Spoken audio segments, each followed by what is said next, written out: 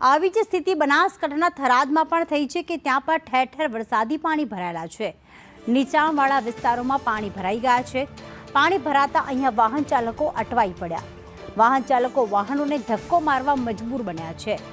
એક તરફ બનાસકાંઠામાં જનજીવન થંભી ગયું છે, પરંતુ લોકો જ્યારે પોતાના ધંધા રોજગાર માટે જાય છે ત્યારે આ જ પાણીમાંથી પસાર થવું પડે છે। લોકોના વાહનો અહીંયા બંધ થઈ જતા હોય છે। નીચાણવાળા વિસ્તારોમાં અહીંયા પાણી ભરાવાના દ્રશ્યો સામે આવ્યા। વાહન ચાલકો ધક્કો મારીને પોતાના ગંતવ્ય સ્થળે પહોંચી રહ્યા છે।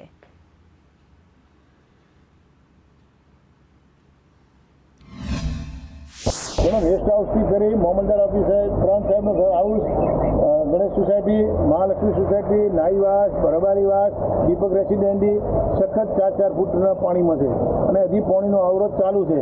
થરાદ મીઠા હાઈવે એ 4 ફૂટ કમ્પ્લીટ કોલેજથી કરીને ભારતમાલા સુધી પેક છે, એટલે બધું આધાર પાણીની વિવિધ પરિસ્થિતિ પાણીનો અવરોધ ઘણો છે। 24 કલાક હજી આગાહી છે।